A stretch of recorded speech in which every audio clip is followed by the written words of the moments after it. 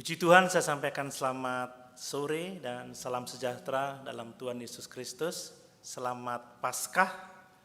Kita bersyukur sebab Tuhan Yesus telah bangkit dari kematian, memberikan pengharapan akan kehidupan yang kekal. Amin. Bapak Ibu, setiap hari kita diperhadapkan dengan kematian, tetapi kita bersyukur bahwa di dalam Yesus kita memiliki keselamatan kekal. Mari sore ini kita membaca di dalam Injil Yohanes pasal 20. Injil Yohanes pasal 20. Kita akan membaca ayat 11 sampai ayat yang ke-18.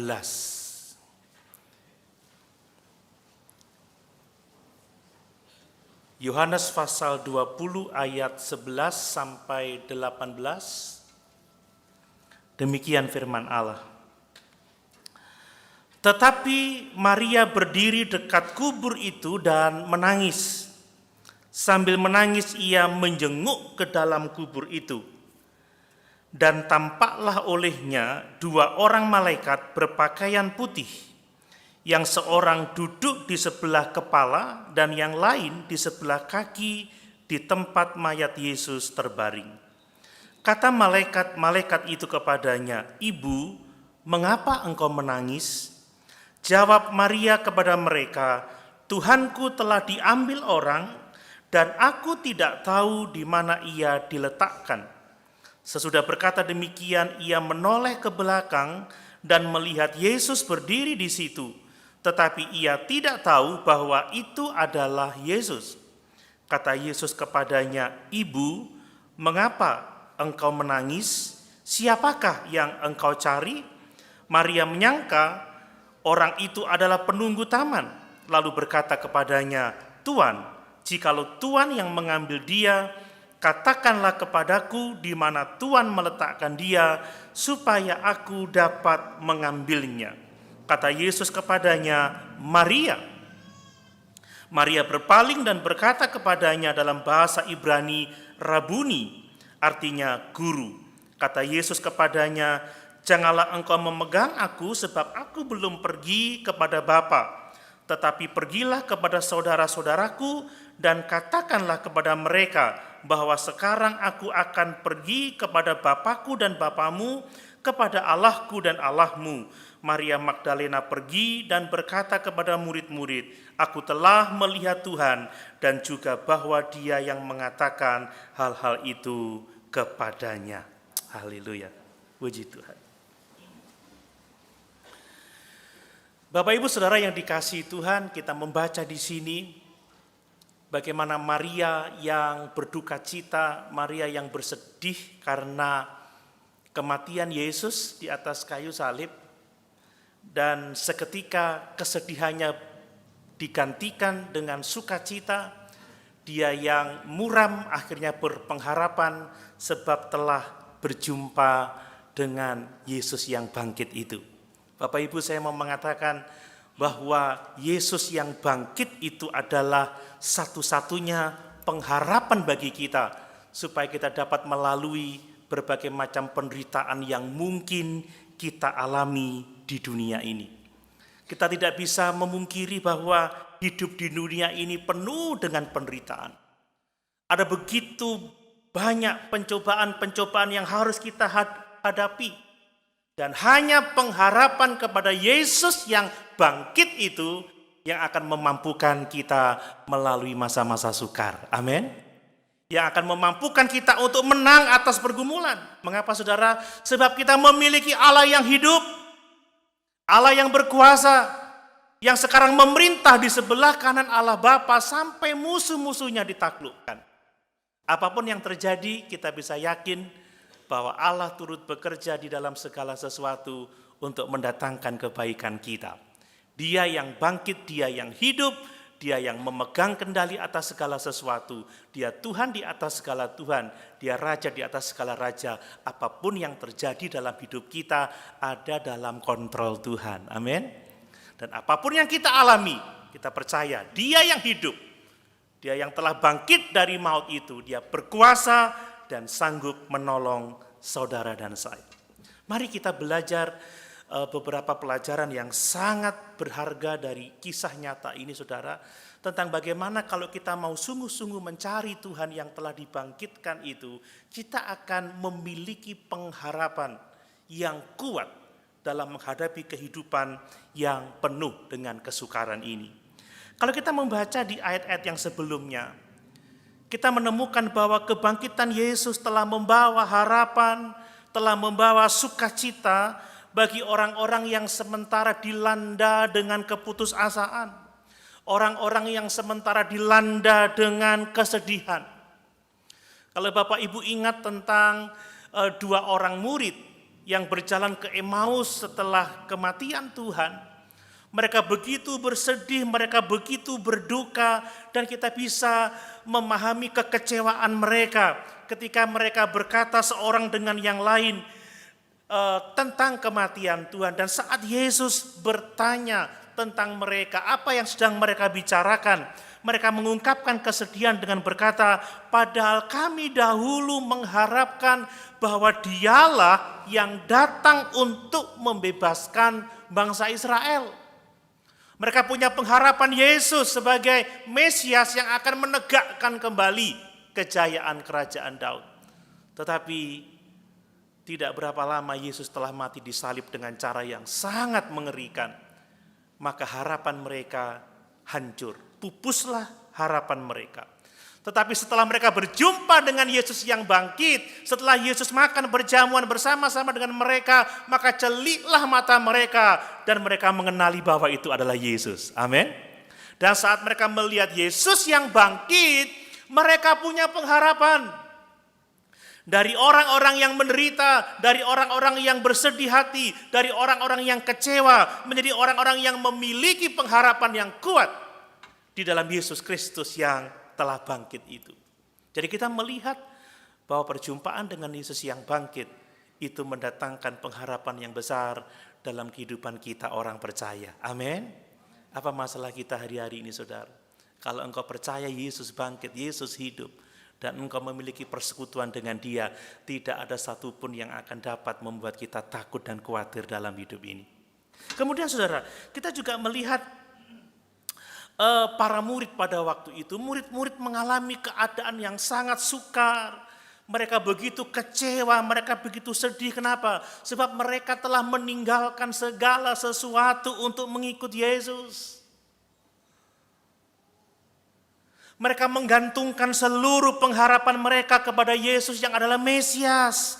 Tetapi Yesus yang menjadi pengharapannya telah mati, saudara. Bayangkan betapa terkejutnya mereka. Yesus yang berkuasa dalam perkataan dan perbuatan itu harus ditangkap dan dibunuh secara keji di atas kayu salib. Itu sesuatu yang sangat memukul kehidupan mereka. Belum lagi seperti Petrus, mereka dihantui dengan rasa bersalah karena ketika Yesus ditangkap, Petrus menyangkal Dia sebanyak 3 kali. Tetapi keadaan duka cita, kekecewaan itu berubah menjadi sukacita, menjadi pengharapan setelah mereka berjumpa dengan Yesus yang bangkit itu. Bapak Ibu, apa yang dapat kita lihat di sini? Apapun kondisi kita saat ini, kalau kita berjumpa dengan Yesus yang bangkit, memiliki persekutuan sungguh dengan Dia, kita akan memiliki sukacita dan pengharapan. Makanya saudara, jangan khawatir akan apapun juga. Milikilah iman dan persekutuan dengan Yesus yang bangkit. Engkau akan mengalami sukacita dan pengharapan yang besar. Kita juga melihat kesedihan dan keputusasaan Maria Magdalena yang kita baca dalam teks kita tadi, saudara. Sama, Maria adalah seorang wanita yang begitu mengasihi Yesus. Memiliki pengharapan yang besar terhadap Yesus. Tetapi dia yang dikasihinya mati dengan cara yang sangat mengerikan. Dia menangis dengan sedihnya. Dan kalau saya membaca dalam bahasa aslinya, saudara, menangis, kata menangis yang digunakan dalam bahasa Yunani adalah klaio, saudara. Klaio itu artinya crying, ya. Tidak sekedar menangis, tetapi meraung, meratap, saudara. Bahkan cenderung menunjuk kepada tangisan yang sulit dikontrol, yang tidak dapat dikendalikan. Maria Magdalena begitu putus asa, sebab Yesus tidak hanya mati, tetapi mayatnya, tubuhnya dicuri oleh orang. Itu yang ada dalam pikirannya. Dia berpikir bahwa tubuh Yesus dicuri. Dia tidak tahu di mana dia diletakkan sehingga dia tidak dapat melaksanakan penguburan yang layak buat Yesus. Dia datang ke kubur berencana untuk merempah-rempahi tubuh Yesus. Betapa menderitanya Maria Magdalena.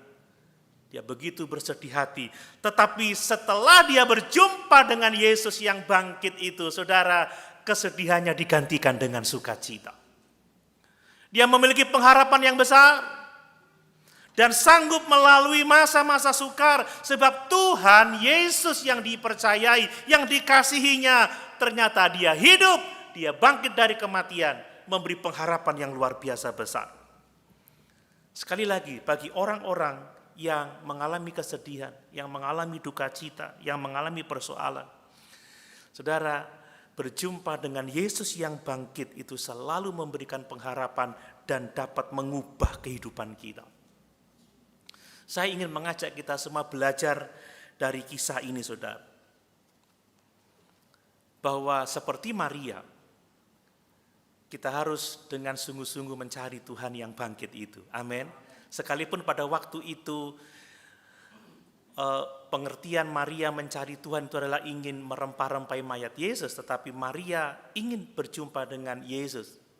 Dan pada akhirnya dia berjumpa dengan Yesus, dan ketika dia berjumpa dengan Yesus, luar biasa hidupnya diubahkan.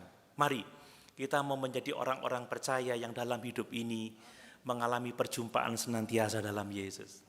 Memiliki persekutuan dengan Dia supaya hidup kita dipenuhi dengan sukacita sekalipun kita ada dalam penderitaan. Supaya kita memiliki pengharapan sekalipun ada begitu banyak pencobaan yang harus kita hadapi. Nah, sebelum saya menjelaskan itu, saya mau menunjukkan beberapa hal bahwa ternyata saudara, Maria Magdalena ini adalah wanita pertama yang melihat Yesus yang bangkit. Bukan hanya wanita pertama, dia adalah orang pertama yang dijumpai oleh Tuhan Yesus setelah kebangkitannya. Siapakah Maria Magdalena ini? Ternyata dia bukan seorang wanita yang penting, saudara. Apalagi dia seorang wanita, bukan seorang pria. Dalam budaya Yahudi, kesaksian wanita itu atau kesaksian perempuan itu tidak dapat dipercaya atau tidak dapat digunakan di satu pengadilan. Saudara, mungkin kita akan berpikir, kenapa Tuhan tidak pertama-tama menampakkan diri kepada Petrus, kepada Yakobus, kepada Yohanes, tapi kenapa justru kepada Maria Magdalena?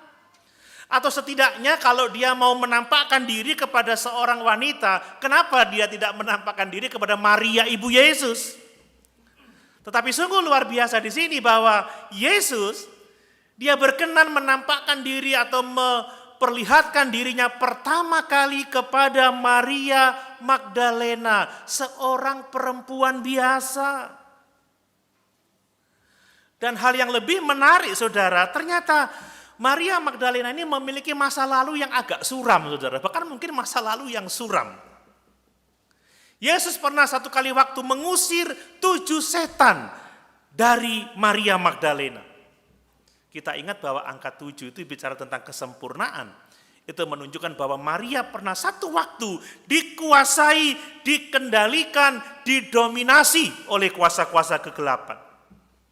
Meskipun tidak ada bukti yang jelas secara alkitabiah bahwa Maria Magdalena itu pernah melacur, tetapi kalau seorang yang dikuasai dengan setan-setan seperti ini, pasti dia tidak memiliki masa lalu yang bersih, saudara. Tetapi yang sungguh luar biasa, Yesus telah menyelamatkan Maria Magdalena dari keberdosaannya. Dan fakta bahwa Tuhan pertama kali menampakkan dirinya kepada Maria Magdalena, itu memberikan pengharapan kepada kita, memberikan pengharapan bagi setiap orang yang bergumul dengan dosanya, yang bergumul dengan rasa bersalahnya. Kalau Yesus berkenan menyelamatkan perempuan yang pernah dirasuki oleh setan ini, yang punya masa lalu yang tidak baik ini, saudara, dan memakai dia untuk menjadi saksi bagi kebangkitannya, maka kita bisa berharap bahwa Yesus berkenan memakai kita yang mungkin kita sedang dalam masalah keberdosaan dan rasa bersalah. Amin. Amin. Kalau Yesus berkenan menampakkan dirinya pertama kali kepada perempuan biasa, yakinlah dia berkenan juga memakai kita. Dia berkenan juga menyatakan dirinya kepada kita dan memakai kita untuk saksi bagi kemuliaannya. Mari saudara, kita mau sungguh-sungguh mencari Tuhan, Juru Selamat yang bangkit itu. Bukan mencari dalam artian kita belum menemukan dia. Mencari dalam artian mari kita membangun persekutuan yang sungguh-sungguh dengan Yesus yang bangkit itu. Mari kita melayani dia dengan sungguh-sungguh, memiliki keintiman dengan dia. Karena dalam persekutuan dengan dia, saudara, duka cita kita akan berubah jadi sukacita. Pergumulan kita, kesukaran yang kita hadapi akan berubah menjadi pengharapan yang teguh. Sehingga melalui pengharapan kepada Yesus yang bangkit itu, kita dimampukan untuk menghadapi masa-masa sukar yang harus kita hadapi. Bapak Ibu saudara yang dikasihi oleh Tuhan, perjumpaan Yesus dengan dua orang malaikat itu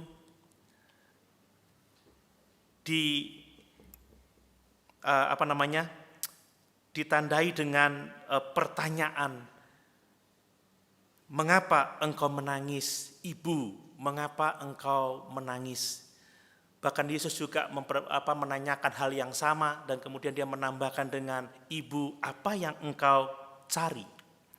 Bapak Ibu yang dikasihi oleh Tuhan, pertanyaan ini sangat penting, bukan karena Yesus ingin mencari tahu mengapa Maria Magdalena menangis, tetapi Yesus menanyakan pertanyaan ini kepada Maria Magdalena supaya Maria Magdalena itu introspeksi diri, melihat implikasi dari pertanyaan itu. Kenapa sesungguhnya dia menangis? Dan penting sekali bagi Maria juga kita, siapa yang kita cari dalam hidup ini yang akan menjadi pengharapan bagi kita ketika menghadapi masa-masa yang sukar. Mari kita memperhatikan saudara pertanyaan ini, mengapa engkau menangis? Dan siapakah yang engkau cari? Bapak Ibu yang dikasihi oleh Tuhan, kalau Bapak Ibu ditanya, mengapa engkau menangis? Apa jawaban Bapak Ibu sekalian?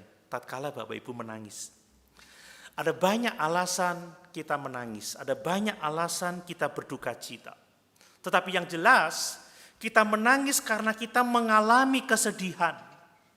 Kita mengalami persoalan dalam hidup ini. Saudara, dan setiap persoalan yang kita hadapi, kesedihan yang kita hadapi, itu harus dilihat, harus dipandang dalam terang kebangkitan Yesus.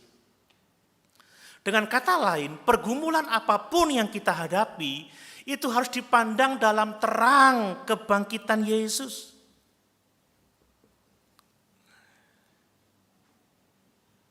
Kita tahu kisah ini saudara ya. Maria menangis karena Maria menyaksikan penyaliban Yesus yang sangat mengerikan. Dan saya yakin kita semua juga tidak akan tahan melihat penderitaan Yesus di atas kayu salib. Kita juga tahu bahwa Maria menangis karena apa? Karena kubur itu kosong. Karena tubuh Yesus tidak ada di situ, sehingga dia tidak bisa merempah-rempahi mayat Yesus. Tetapi sayangnya saudara, Maria tidak melihat duka citanya, kesedihannya dalam terang kebangkitan. Kalau Maria tahu bahwa kubur kosong itu berarti bahwa Yesus telah hidup, bahwa Yesus telah bangkit, seharusnya dia menangis dengan penuh sukacita sebab Tuhan yang dikasihinya itu telah bangkit dari kematian. Amin. Makanya ini yang saya maksud, kita harus memandang pergumulan kita, kesedihan kita dalam terang kebangkitan Tuhan. Mungkin Bapak Ibu sedang dalam kesedihan sekarang, dalam pergumulan sekarang, tapi lihat dalam terang Kristus yang bangkit itu saudara. Kalau Bapak Ibu memiliki Kristus yang bangkit, Mengapa kita menangis? Mengapa kita sedih? Sebab kita punya pengharapan di dalam Dia. Amin. Mengapa kita menangis? Mengapa kita sedih? Sebab kita punya pertolongan dari Allah yang hidup, Allah yang berkuasa. Saya melihat dari pengalaman Maria Magdalena bahwa dia mengalami kekecewaan, dia mengalami kesalahpahaman yang menyebabkan duka cita yang sangat mendalam sebab dia tidak memahami kesedihannya, duka citanya dari terang kebangkitan Yesus. Saya bisa memahami betapa Maria kecewa, saudara, karena Yesus yang dikasihinya disalibkan. Dia juga bersedih karena dia tidak bisa merempah-rempahi mayat Yesus. Dia berpikir, Tuhan, seandainya Tuhan mengambil mayat itu, beritahu di mana Engkau membaringkan dia supaya aku dapat mengambilnya dan dapat merempah-rempahinya. Apa yang saya mau tunjukkan? Maria begitu bersedih karena tidak dapat melihat bahwa apa yang terjadi itu dalam terang kebangkitan Yesus. Dia bersedih karena berpikir kubur itu kosong karena tubuh itu dicuri. Dia tidak bisa merempah-rempahi mayat Yesus. Tapi seandainya dia melihat bahwa kubur kosong karena Yesus bangkit, tentunya dia tidak akan menangis karena duka cita, tetapi menangis karena sukacita. Amin, Bapak Ibu. Ini sesuatu yang sangat penting. Mari kita memandang segala sesuatu dalam sudut pandang Tuhan. Maria menjadi bersedih karena tidak bisa memandang masalah yang dihadapinya, hal yang dihadapinya dalam terang kebangkitan Tuhan. Maksud saya seperti ini. Ketika Maria datang ke kubur itu, dia sedih karena kubur itu kosong. Dan dia sedih karena dia berpikir bahwa mayat Yesus telah dicuri. Itu yang membuat dia sedih. Tetapi seandainya dia memandang itu dalam terang kebangkitan, kubur itu kosong, haleluya, Yesus hidup, haleluya, Yesus bangkit, maka dia tidak harus menangis, amin. Tetapi bersukacita karena melihat Yesus telah bangkit dari kematiannya. Demikianlah kita harus memandang masalah-masalah yang kita hadapi di dalam terang kebangkitan Tuhan. Saya mau mengingatkan bahwa Yesus yang bangkit itu berkuasa atas hidup kita. Amin. Dia mengendalikan segala sesuatu. Mengapa kita menangis atas pergumulan-pergumulan yang kita hadapi kalau kita tahu Yesus yang bangkit itu mengendalikan segala sesuatu? Mengapa kita harus kecewa menghadapi pergumulan hidup ini kalau kita tahu bahwa Yesus yang bangkit itu ada bersama-sama dengan kita? Makanya Yesus bertanya kepada Maria, Ibu, mengapa engkau menangis?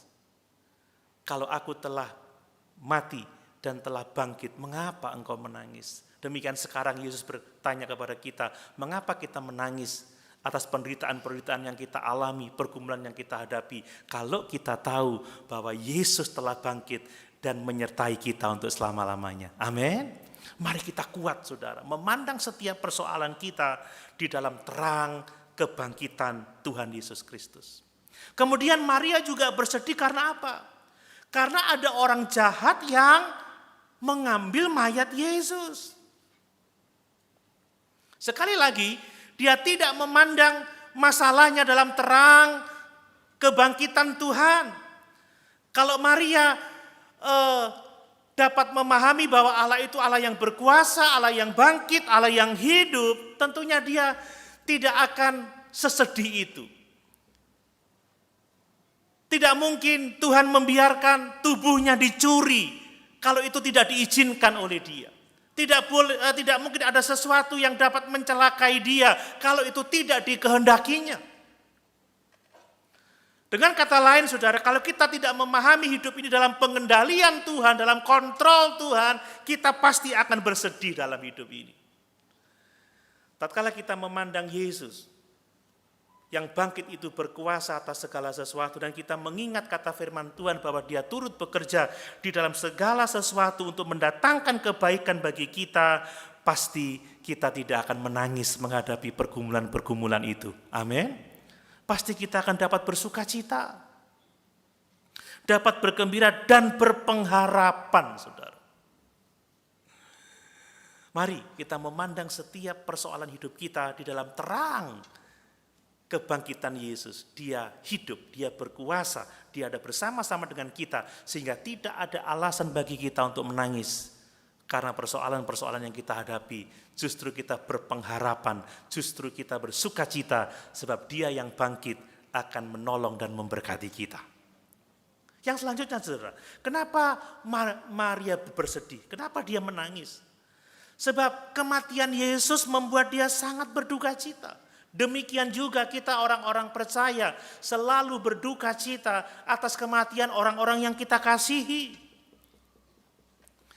Saya bersyukur bahwa Alkitab tidak melarang kita berduka cita atas kematian orang-orang yang kita kasihi. Tetapi Alkitab juga mengatakan bahwa kita tidak berduka cita seperti orang-orang yang tidak berpengharapan. Saudara, kalau kita menghadapi kematian orang-orang yang kita kasihi, kita merasa kehilangan, kita merasa sedih. Tapi kalau kita membaca dalam terang kebangkitan Tuhan Yesus Kristus, kita tahu bahwa kita punya pengharapan akan berkumpul bersama-sama dengan orang-orang yang kita kasihi saat Yesus datang kembali. Itu akan membuat kita tidak menangis lagi.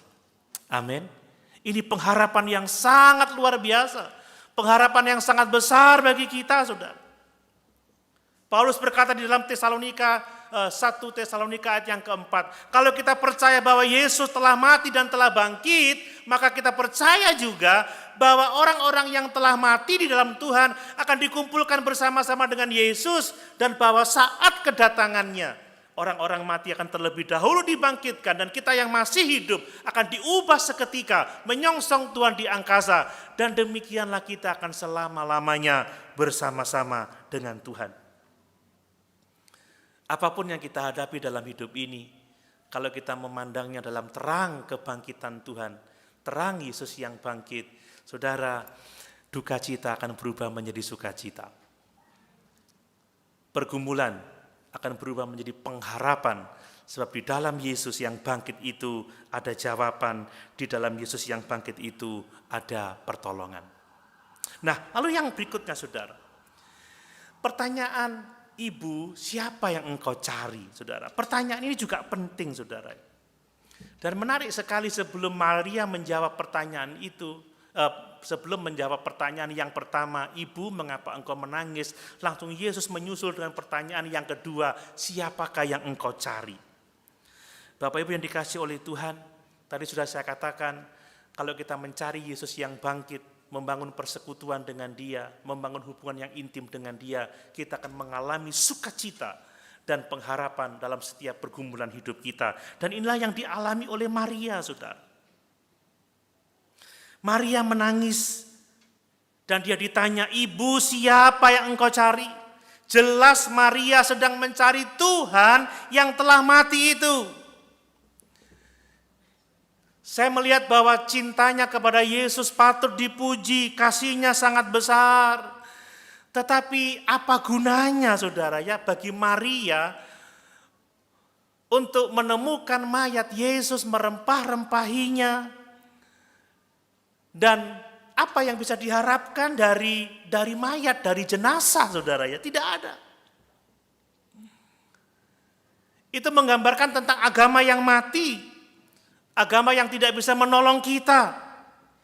Saudara, nabi-nabi yang mati itu tidak bisa menolong kita, tidak bisa menjadi dasar bagi pengharapan kita. Tetapi Yesus yang hidup, Yesus yang bangkit, itu yang bisa menjadi pengharapan bagi kita. Saudara, Maria mencari Yesus yang mati. Tetapi bersyukur, saudara, karena ketekunannya, dia berjumpa dengan Yesus yang telah dibangkitkan itu. Sehingga duka citanya, kesedihannya, penderitaannya menjadi sukacita dan pengharapan yang besar. Bapak Ibu yang dikasihi oleh Tuhan, kalau kita mencari Yesus, kita mencari Yesus yang seperti apa? Mari, saya akan mengemukakan beberapa hal.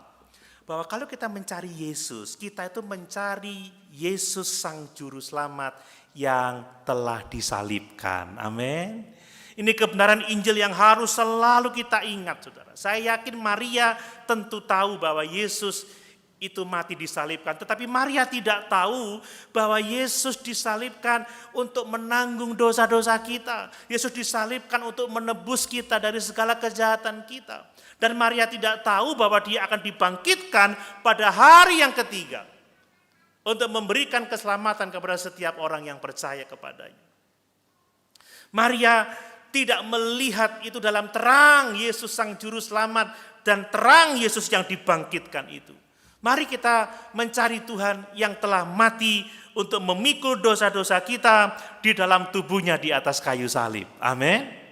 Kita mencari Yesus Sang Juru Selamat yang mengasihi kita. Kematiannya bukan satu kebetulan. Kematiannya adalah kehendak Allah. Satu-satunya jalan yang dapat mengangkat kita dari lumpur dosa.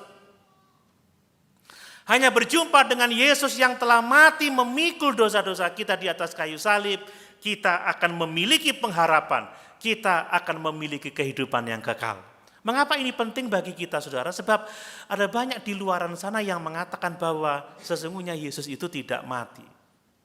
Yang mati itu adalah salah seorang murid, bahkan disebut sebagai Yudas Iskariot yang disamarkan, yang dibuat serupa dengan Yesus. Bapak Ibu, tanpa Yesus mati di atas kayu salib, tidak ada pengampunan dosa. Amin. Tanpa Yesus memikul dosa-dosa kita, tidak ada keselamatan.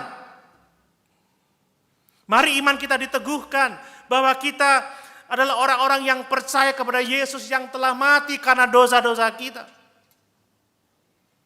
Yesus yang rela memikul dosa-dosa kita di dalam tubuhnya sendiri, supaya hanya oleh anugerah dan iman saja kita diselamatkan.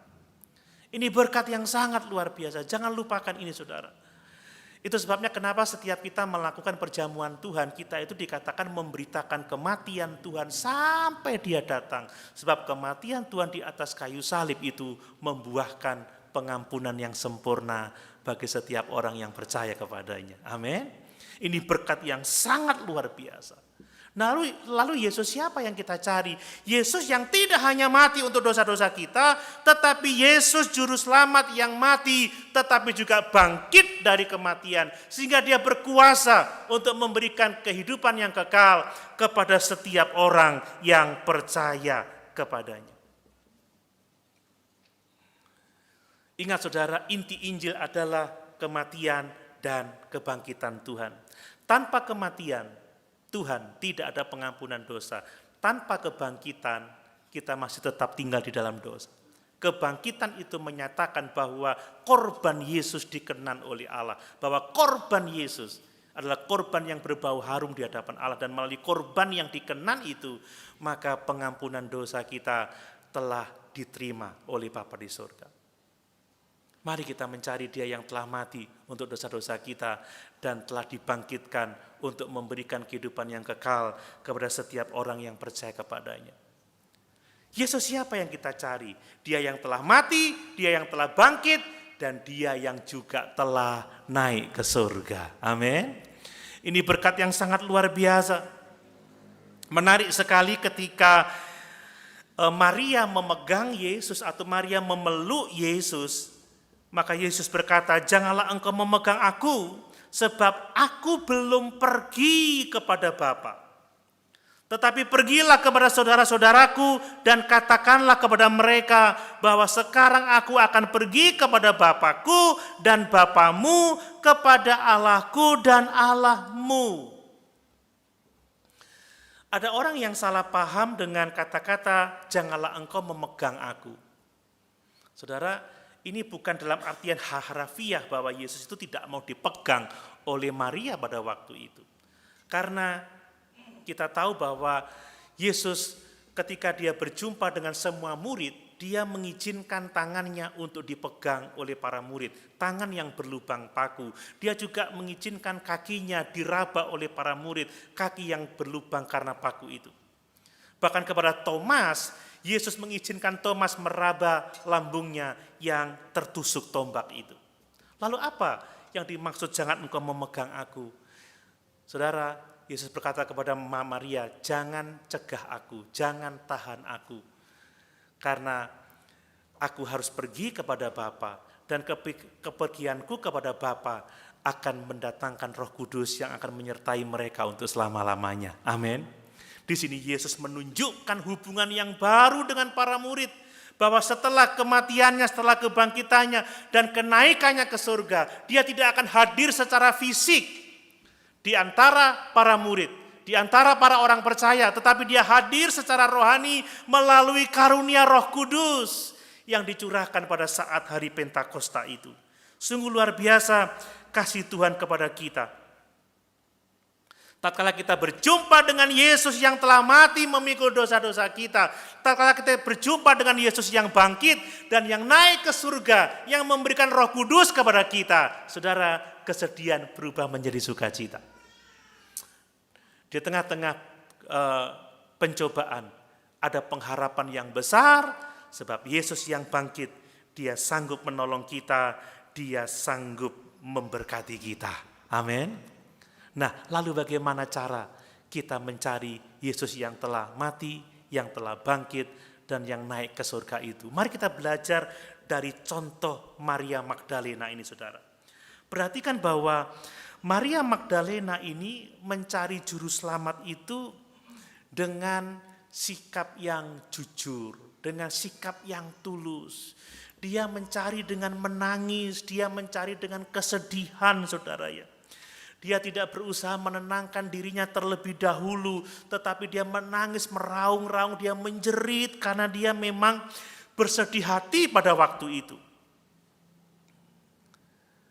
Bapak Ibu yang dikasih oleh Tuhan, Yesus tahu setiap pergumulan kita. Amin. Kita tidak perlu menenangkan diri dulu untuk mencari Tuhan, untuk datang kepadanya, mendapatkan pertolongan tepat pada waktunya. Datanglah dengan jujur, dengan perasaan kita, apa adanya, apapun yang kita alami, datang kepadanya, maka air mata akan berubah menjadi sukacita. Dia berkata di dalam Matius 11 ayat yang ke-28, "Mari kepadaku semua yang letih, lesu dan berbeban berat, aku akan memberikan kelegaan kepadamu." Yang berikutnya, saudara, cari juru selamat yang telah mati dan bangkit itu dengan tekun, saudara. Kalau Bapak Ibu membaca mulai ayat pertama dari Yohanes pasal yang ke-20 ini, kita menemukan di sana bahwa Maria Magdalena ini tekun dalam mencari Tuhan, saudara. Dia yang pertama kali tiba di kubur Yesus. Setelah itu, setelah dia melihat kubur Yesus kosong, maka dia lari menemui Petrus, menemui Yohanes dan mengabarkan bahwa kubur itu kosong. Lalu Petrus dan Yohanes berlari menuju ke kubur itu. Yohanes hanya melihat dari jauh, tetapi Petrus masuk ke dalam kubur yang kosong itu dan menemukan kain kafan di sana. Setelah itu dua orang ini pergi kembali ke rumah mereka. Tetapi Maria Magdalena tetap tinggal di dalam kubur itu. Dia tidak puas sampai dia menemukan di mana mayat Yesus. Karena pada waktu itu dia masih berpikir bahwa mayat Yesus itu telah dicuri.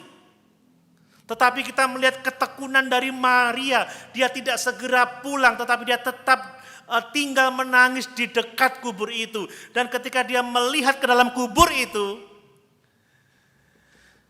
dia melihat dua orang malaikat, saudara, yang bertanya, "Ibu, mengapa engkau menangis?" Dan sesaat setelah itu, dia melihat Yesus, yang walaupun saat itu dia tidak mengenalnya, tetapi setelah Yesus berkata kepadanya, "Maria," maka dia tahu bahwa itu Yesus. Orang yang tekun mencari Tuhan akan menemukan Tuhan. Amin. Mungkin kita mengalami banyak pergumulan hari-hari ini, saudara. Tekun cari Tuhan, jangan putus asa. Mungkin Bapak Ibu belum menemukan jawaban, tapi tetap tekun cari Dia. Tekun, jangan lemah, jangan bimbang, jangan putus asa, saudara. Tuhan berkata, "Carilah maka engkau akan mendapat. Ketuklah maka pintu akan dibukakan. Minta akan diberikan kepadamu. Cari dengan tekun." Amin. Minta dengan tekun dan ketuk dengan tekun. Jangan bimbang, jangan goyah. Mungkin jawaban tidak datang dengan segera, tetapi tetap setia mencari Tuhan yang mati dan bangkit itu. Amin. Ini cara mencari Tuhan. Kemudian saudara, carilah Tuhan Sang Juru Selamat itu dengan apa? Dengan secara pribadi. Saya tertarik dengan perkataan Maria Magdalena ketika dia dipanggil ketika dipanggil Maria oleh Yesus. Coba kita lihat ayat yang ke-16. Kata Yesus kepadanya, Maria. Maria berpaling dan berkata kepadanya dalam bahasa Ibrani, Rabuni, artinya guru. Dia langsung memanggil Yesus dengan kata guru. Sekalipun mungkin matanya tidak bisa mengenali bahwa itu adalah Yesus, tetapi telinganya begitu peka. Dia tahu bahwa itu suara dari gurunya, suara dari Yesus. Dia punya hubungan pribadi yang sangat dekat dengan Yesus, sehingga dia dapat mengenal suara dari Tuhan dan Juru Selamatnya itu. Bapak Ibu yang dikasihi oleh Tuhan, satu-satunya cara untuk mencari Tuhan adalah dengan cara pribadi, saudara. Kita tidak bisa mengandalkan orang lain atau berencana mencari Tuhan bersama-sama. Saudara, bahkan suami istri, dia harus secara pribadi-pribadi datang mencari Tuhan secara pribadi, mengenal Tuhan secara pribadi. Kita tidak bisa mengandalkan pasangan hidup kita untuk menemukan Tuhan dalam kehidupan kita. Kita tidak bisa mengandalkan orang lain untuk menemukan Tuhan bagi kita, tidak bisa. Kita perlu usaha sendiri. Dalam pengertian bukan soal keselamatan ya, dalam soal membangun hubungan intim dengan Dia. Kita perlu melakukannya sendiri secara pribadi, belajar mengenal Dia secara pribadi. Dan ini yang akan menolong kita untuk mengenal Dia yang menuntun kita dengan suaranya. Mari cari Dia dengan kejujuran, cari Dia dengan ketekunan, cari Dia secara pribadi. Yang berikutnya saudara, carilah Yesus dengan cara apa? Dengan cara ketaatan. Ketika kita berjumpa dengan Tuhan, maka jadilah orang-orang yang taat kepada Tuhan yang telah mati dan bangkit bagi kita itu.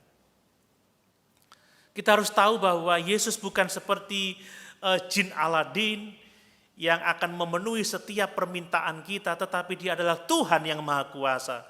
Ketika Dia bergaul dengan kita, Dia akan memerintahkan sesuatu yang harus kita lakukan demi kebaikan kita. Dan tidak ada cara lain yang dapat kita lakukan tatkala kita mendengar firman Tuhan selain mentaatinya. Saya bersyukur membaca Maria Magdalena begitu taat kepada Tuhan. Saya yakin Maria Magdalena tidak ingin pisah dengan Yesus. Dia ingin bersama-sama dengan Yesus. Terbukti dia memegang Yesus, dia memeluk Yesus, dia mau tinggal berlama-lama dengan Yesus. Kalau boleh akan terus mengikut Yesus. Tetapi Yesus berkata, jangan engkau memegang aku, lepaskan aku, jangan tahan aku. Pergilah kepada saudara-saudaraku, beritahukan bahwa aku telah hidup, aku telah bangkit. Terhadap perintah Tuhan, Maria taat. Maria tidak menahan Yesus. Dan Maria pergi kepada murid-murid itu, kepada saudara-saudara Yesus untuk memberitahukan apa yang terjadi, apa yang dia lihat, bahwa Yesus telah bangkit dan telah mengatakan hal-hal itu. Mari juga kita belajar taat kepada perintah-perintah Tuhan. Amin saudara. Ini penting bagi kita, cari Dia dengan ketaatan. Dan kalau kita sungguh-sungguh taat kepadanya, percayalah bahwa duka cita akan berubah menjadi sukacita. Kehidupan dalam pergumulan akan menjadi hidup yang penuh dengan pengharapan, sebab kita bersama-sama dengan Yesus yang telah mati untuk dosa-dosa kita, bangkit untuk keselamatan jiwa kita, dan yang telah naik ke surga dan memberikan Roh Kudus kepada kita untuk menyertai kita selama-lamanya. Mari malam hari ini, apapun persoalan yang kita hadapi, kesedihan apapun yang kita alami, ada pengharapan di dalam Yesus yang bangkit itu. Cari Dia dengan sungguh-sungguh. Cari Dia dengan jujur. Cari Dia dengan tekun. Cari Dia secara pribadi. Cari Dia dengan ketaatan. Maka engkau akan menemukan Dia dan mendapatkan pertolongan tepat pada waktunya. Amin. Mari sama-sama kita berdiri.